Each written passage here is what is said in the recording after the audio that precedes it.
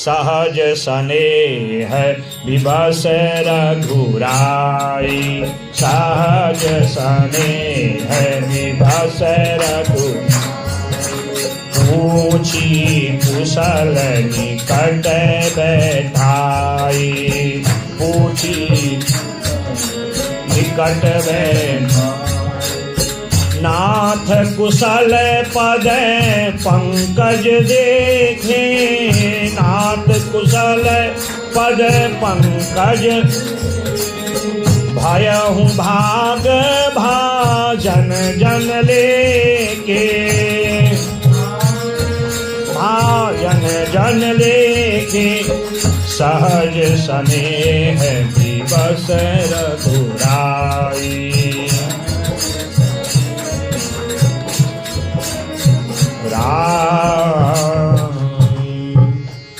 भगवान पहले दिन तमसा नदी माँ भागीरथी के किनारे पहुंचे। बोले भागीरथी मैया। जैसे ही माँ सुरसरी के भागीरथी तमसा के किनारे पहुंचे, रथ को रुकवाया। सीता सचिव सहित दो भाई, श्रृंगवेरपुर पहुंचे जाई। उतरे राम देव सरी देखी, कीन दंडवत हरस विषय की। जिस भागीरथी की महत्ता महात्म्य इतिहास को विश्वामित्र जी ने बताया था, उनके प्रति उनकी श्रद्धा प्रेम और बढ़ गया। राम जी ने सीता को लखन को रथ से उतारा और माँ भागीरथी को दंडवत प्रणाम किया। बोले गंगे मैया की जय। गंग सकल मुद मंगल मूला, सब सुख करनी हरणी सब सूला। सभी प्रकार का मंगल करने वाली, पापियों के पाप को धोने वाली गंगा का विधिवत पूजन किया। और पहला निवास भगवान का पड़ाव है श्रृंगवेरपुर। आज भी वो स्थान, अब तो उसका जीर्णोद्धार हो रहा है। कुछ वर्ष पहले हम भागवत कथा के लिए वहीं पास में गए थे, तो हमारी यजमान की बड़ी श्रद्धा थी। उन्होंने कहा गुरुजी यहीं पर पास में श्रृंगवेरपुर है। तो हम अपने सभी विद्वानों को साथ में लेकर उस स्थान पर गए जहाँ पर भगवान जी पहले दिन विश्राम किया। सुंदर गंगा जी का घाट है, स्नान किया। और जैसे वहाँ पर बैठे तो ये सारा दृश्य मन में आ गया कि आज तो इतनी व्यवस्थाएं हैं, कितना कठिन मार्ग था। और राजमहलों में रहने वाले सीताराम लखन, कितना कष्ट उस मार्ग में हुआ होगा। करी दंडवत भेंट धरि आगे प्रभु विलोक अति अनुरागे। श्रृंगवेरपुर के लोगों को जब पता चला कि अवध के राम आए हैं, सब उनका दर्शन करने के लिए आकुल व्याकुल होते हुए आए।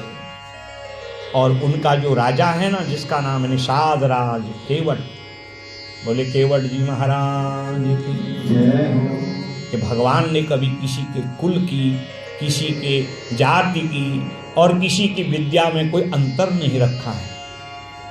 और जिनको राम का दर्शन हो रहा है, कोई साधारण व्यक्ति होगा, उसकी कितने जन्मों की तपस्या, कितने जन्मों का पुण्य होगा। एन केन प्रकार से वो अपने प्रभु को चाहते, चाहे किसी भी कुल में जन्म हो जाए, चाहे उनको कुछ क्यों न पढ़ना पड़े। और जैसे ही भगवान को देखा, सहज स्नेह विवश रघुराई, सहज स्नेह विवश रघुराई।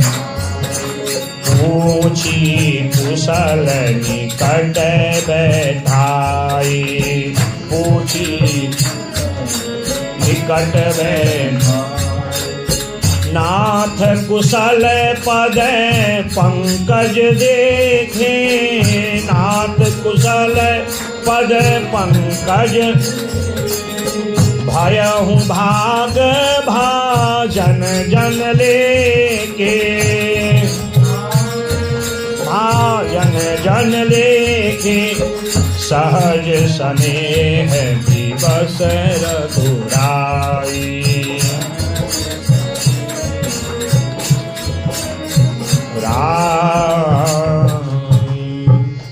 केवट जी, क्योंकि भक्त भगवान को जानते हैं और भगवान की सत्ता का जो असली तत्व है वो भक्तों के ही कारण है। अगर भक्त न हो तो भगवान को कौन जाने महाराज। मरीज ही नहीं होगा डॉक्टर को कोई जानेगा महाराज, न्याय ही नहीं होगा तो न्यायाधीश को कौन जानेगा।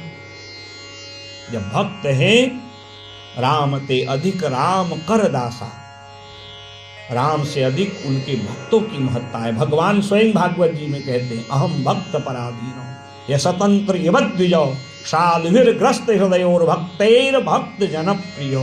मुझे संसार में यदि कोई बहुत प्रिय है तो मेरे भक्त हैं, क्योंकि उनकी भक्ति के कारण मेरी सत्ता है, मेरी पहचान है। 11वें स्कंद में स्वयं उद्धव जी को जब 3 योगों का ज्ञान देते भगवान कृष्ण गोलोक जाने से पहले, बड़े सुंदर भक्ति योग, निष्काम भक्ति योग का ज्ञान देते, और अंत में इतना समर्पण कर दिया कि कहा यथा भवान, जैसे आप मेरे प्रिय हो उतना प्रेम मुझे संसार में और किसी से नहीं है। संसार में मेरा अवतरण ही भक्तों के कारण होता है।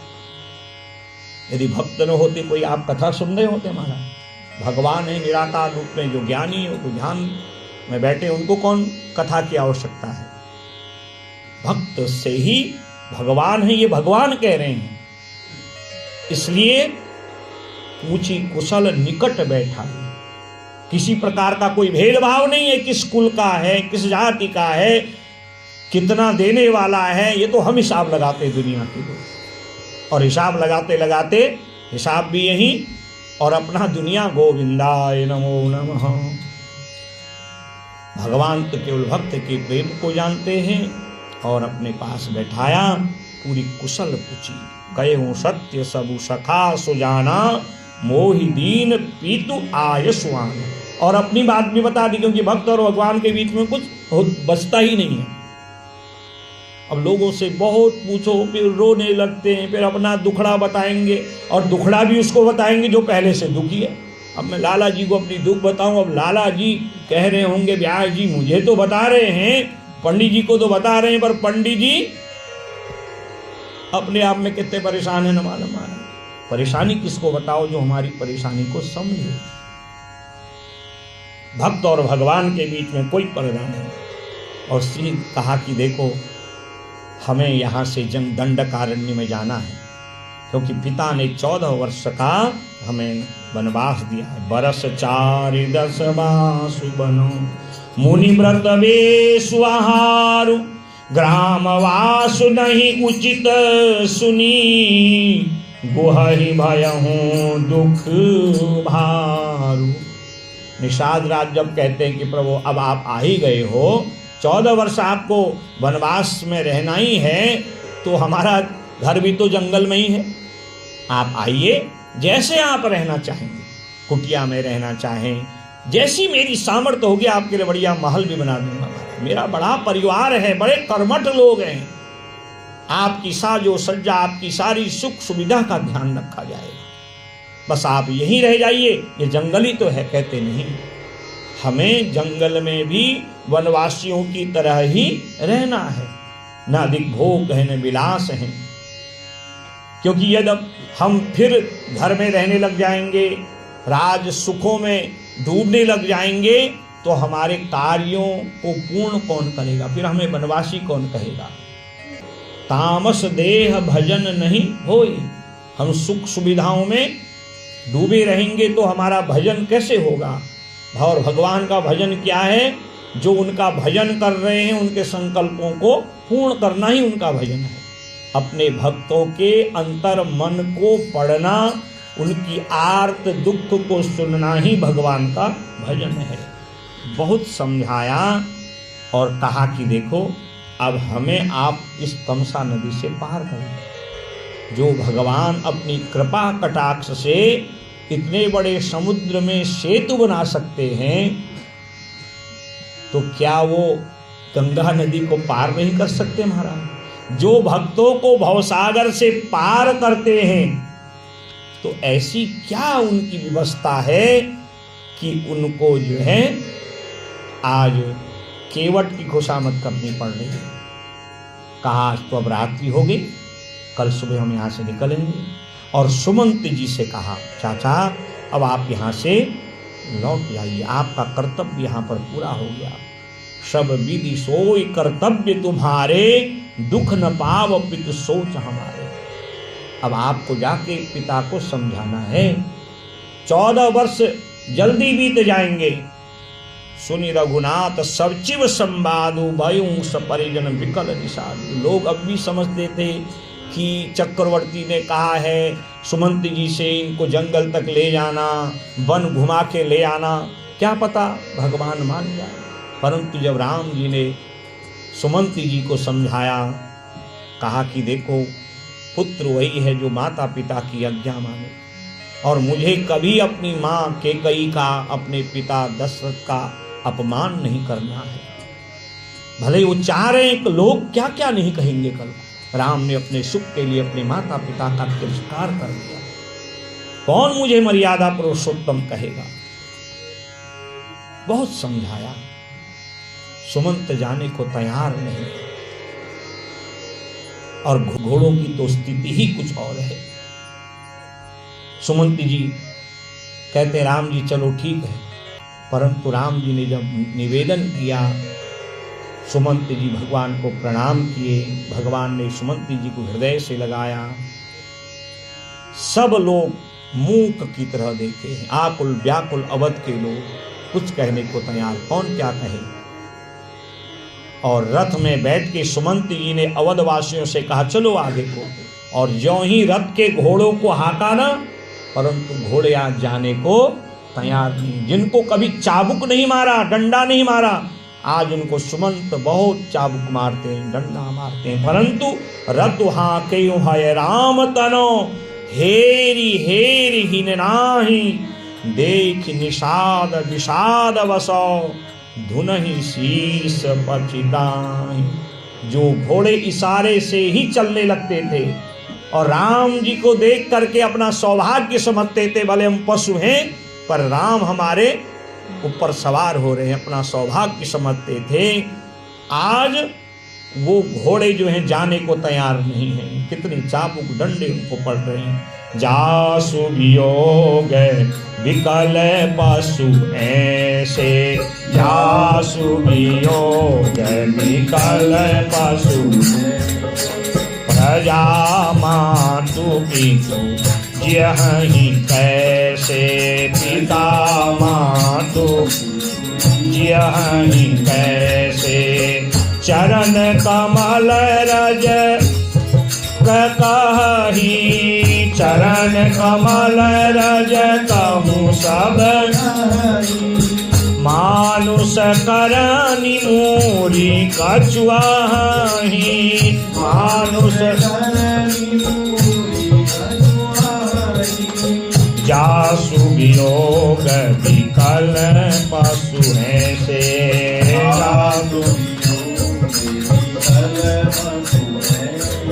बाबा कहते हैं हरि उमा, जिनके वियोग को एक पशु घोड़े भी सहन नहीं कर पाते हैं, उनके वियोग को उनकी प्रजा, उनके माता, उनके पिता, उनके सचिव सुमंत्र कैसे सहन करेंगे, इसका वर्णन कैसे किया जा सकता है।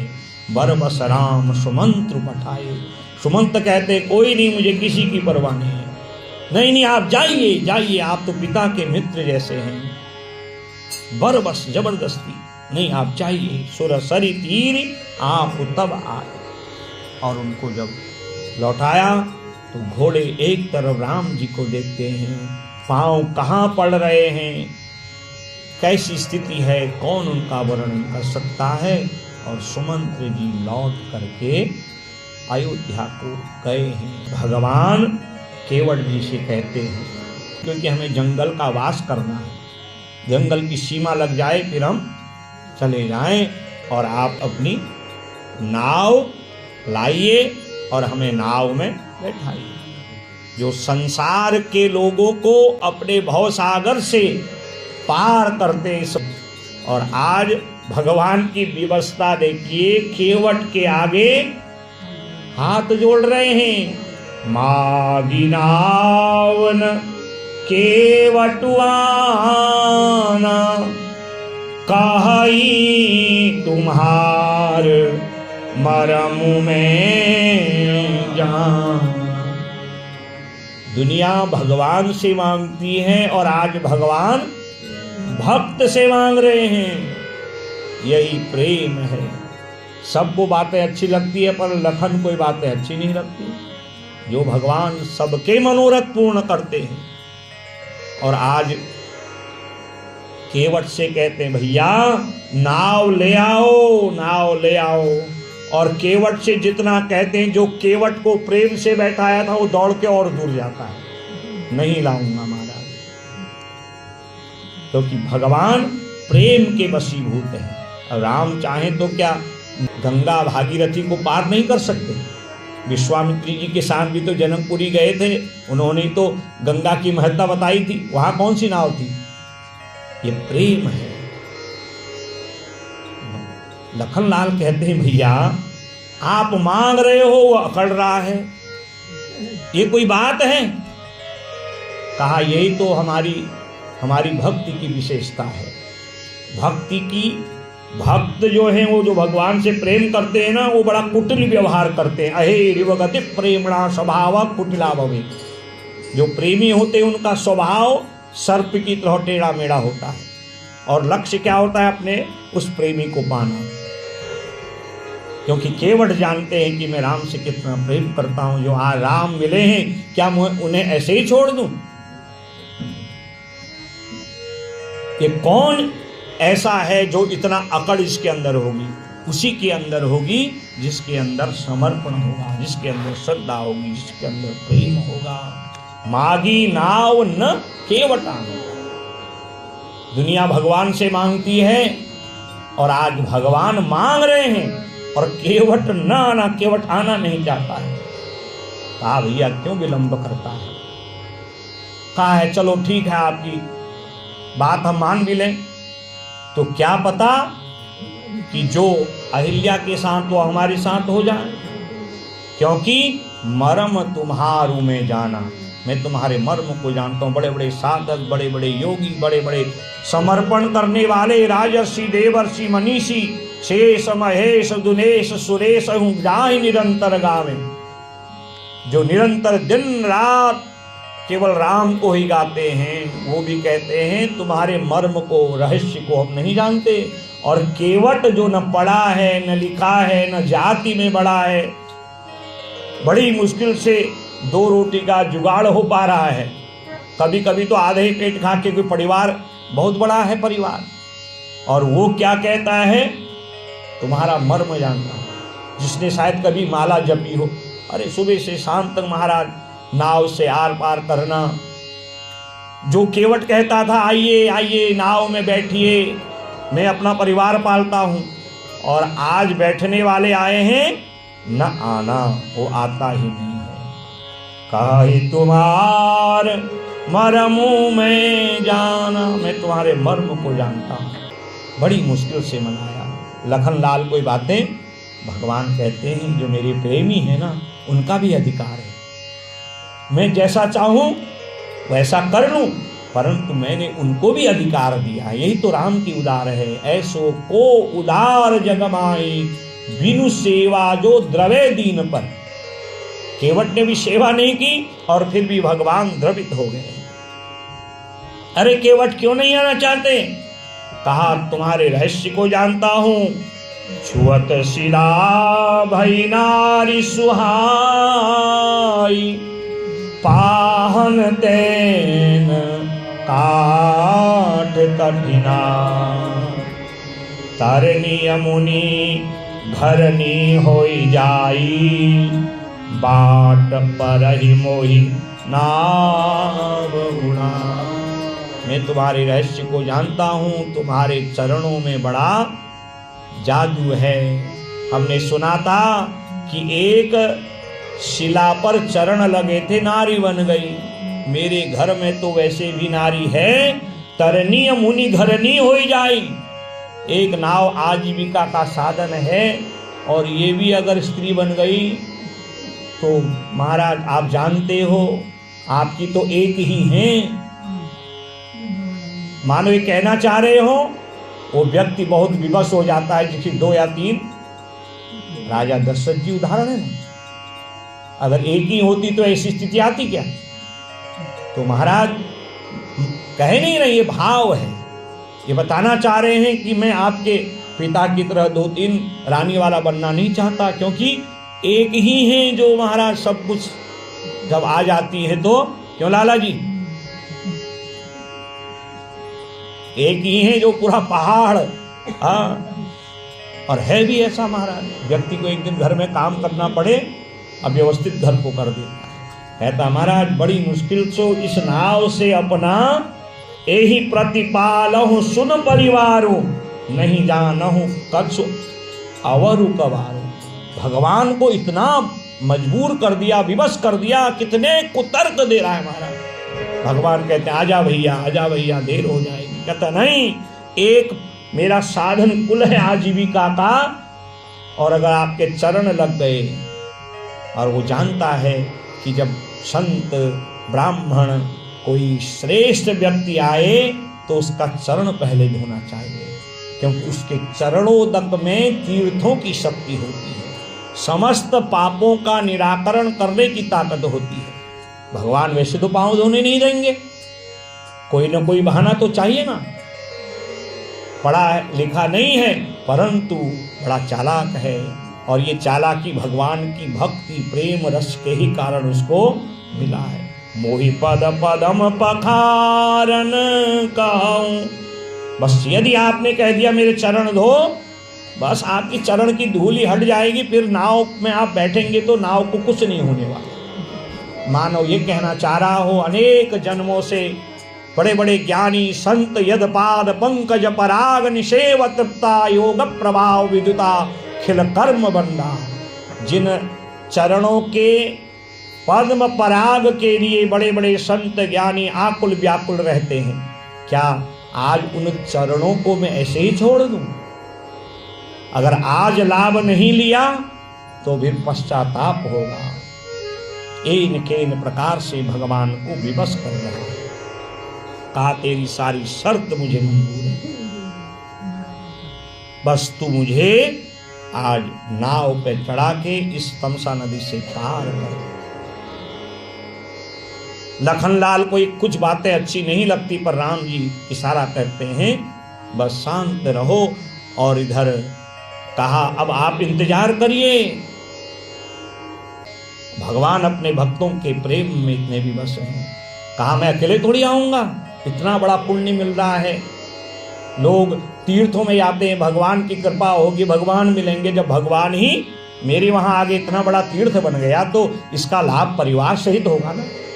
मेरे इष्ट आएंगे, मित्र आएंगे, बंधु आएंगे, बांधव आएंगे, सब आएंगे, और यही नहीं मेरे पितर भी आएंगे, क्योंकि पुत्र वही है जो अपने पितरों को अपने पुण्य से भवसागर से पार करे।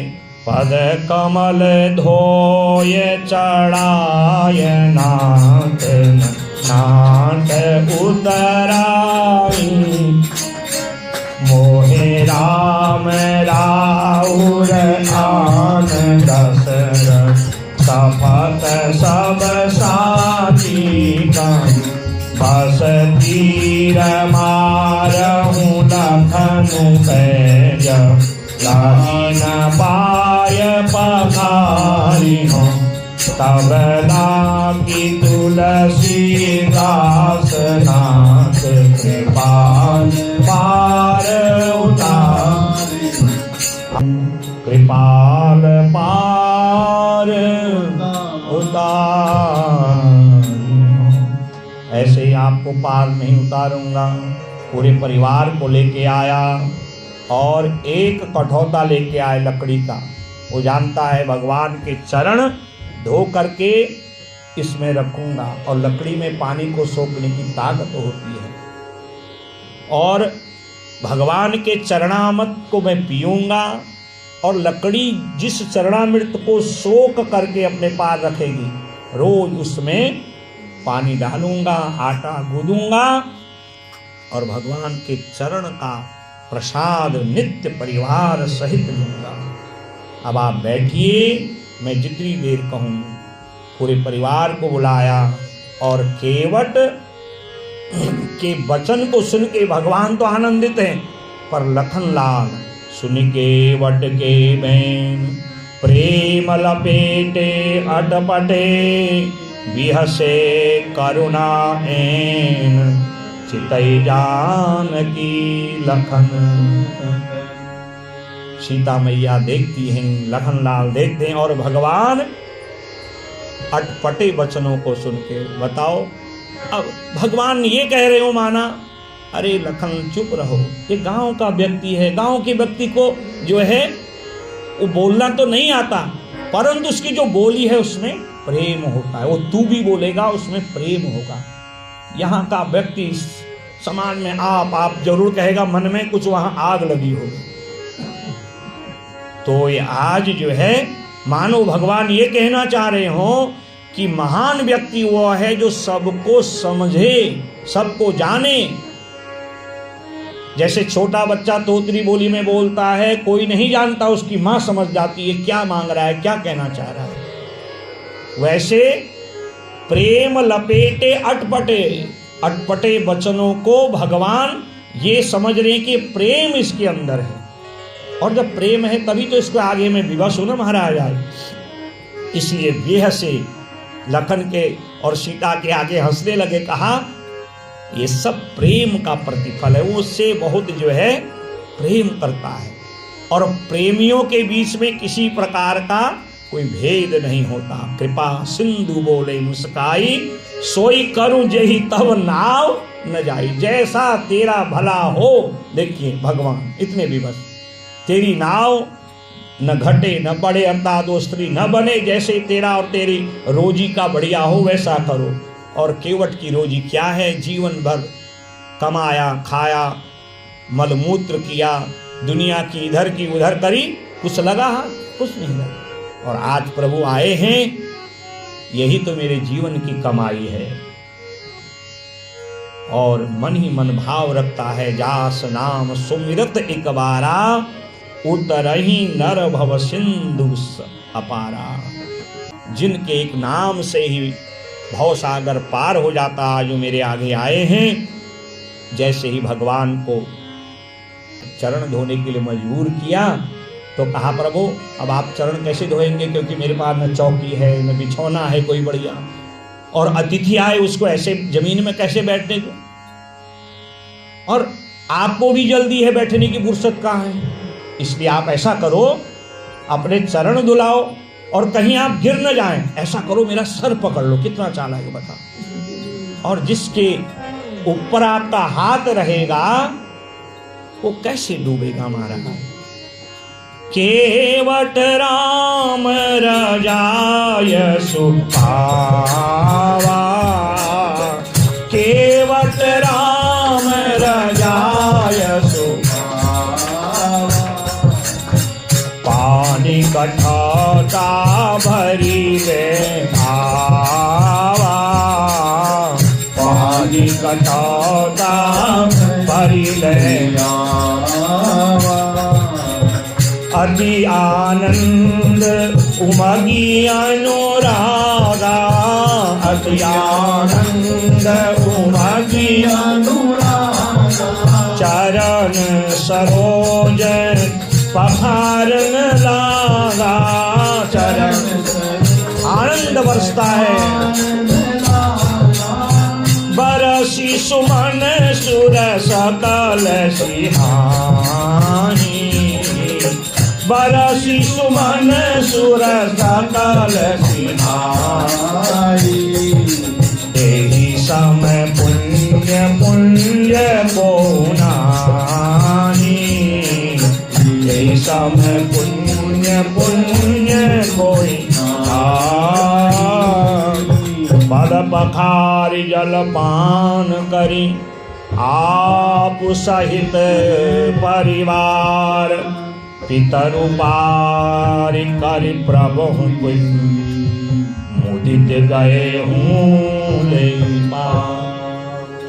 केवट राम प्रसंग बड़ा हृदय स्पर्शी है, और जितना कहो उतना कम है। इनको सब अधिकार है, क्योंकि इन्हीं के कारण हम भगवान हैं। भगवान उसके पितरों को भवसागर से पार किए और सीता सहित लखन सहित नाव पे विराजमान हुए। अभी मैं आपको यहाँ से पार ले जाऊंगा। और जब तीर्थ व्रत जप ताप सेवा की जावे तो साथ में भजन होना चाहिए, और जब भजन होगा तभी आप प्रसन्न होंगे और भवसागर से पार होंगे। मेरी मैया में दशरथ राम, गंगे मैया धीरे धीरे बहो, मैया धीरे बहो, धीरे बहो, मैया धीरे बहो। मैया में दशरथ राम, गंगे मैया धीरे बहो, मेरी मैया में दशरथ राम, गंगा मैया धीरे बहो। केवट देवे भिलोरा भारी, केवट देवे भिलोरा भारी, केवट देवे हिलोरा भारी, केवट देवे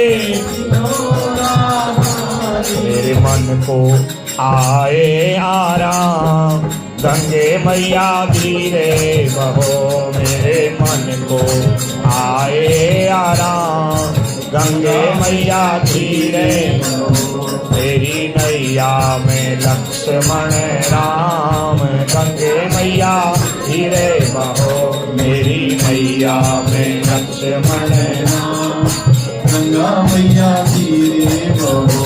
मेरी नैया में सीताराम, गंगे मैया धीरे बहो, मेरी नैया में सीताराम, गंगे मैया धीरे बहो। हाँ गंगे मैया धीरे बहो, हाँ गंगे मैया धीरे। और भजन में समय का पता नहीं लगता, और जैसे ही नाव किनारे आई उतरी ठाट भय सुर शरीरे का, सिय राम गुह लखन समेता। उतरे, राम जी ने देखा इसका सारा दिन तो हमारे साथ चला गया, थोड़ा बहुत कमाता भी वो भी गया। माँ समझ गई कि मेरे प्रभु को चाहते हैं वही पतिव्रता है जो पति के मन की बात को जाने। पिय हिय की सिय जान निहारी, मन मुदरी मन मुदित उतारी। प्रसन्नता से मुदित, प्रसन्नता से उतारी। अमूल्य उस अंगूठी को और भगवान को दिया। भगवान कह रहे देखो केवल दिन भर आपने बहुत परिश्रम किया, और हमारे पास बहुत पैसा आदि तो है नहीं क्योंकि हम वनवासी हैं, ये जो है दिन भर का आपका आज का मेहताना है। केवट कहता है प्रभु ये क्या कर रहे हो, मेरा एक दिन का हिसाब लगाते हो। अरे मैंने तो संकल्प करा के अपने जन्म जन्मांतरों का हिसाब सभी सही कर दिया।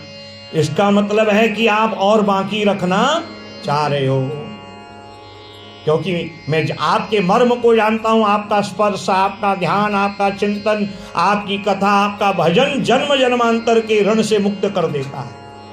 और आप कहते हो दिन भर का ये हिसाब है, तो आगे पीछे का हिसाब कौन करेगा? क्यों? नाथ आज मैं काह न पावा, मिटे दोष दुख दारिद्रा, बहुत काल में कीनी मजूरी, आज दीन विधि बनी भली भूरी। जो मैंने आज प्राप्त किया आपकी कृपा से, आपने जो मेरे सर पे हाथ रखा, अपने चरण धुलाए, इससे अधिक आपने किसी को आज तक दिया बताओ? अगर उसका मूल्य इस अंगूठी के बराबर है तो फिर आपको भगवान कौन कहेगा, हमें भक्त कौन कहेगा? भक्ति में लेन देन नहीं होता है।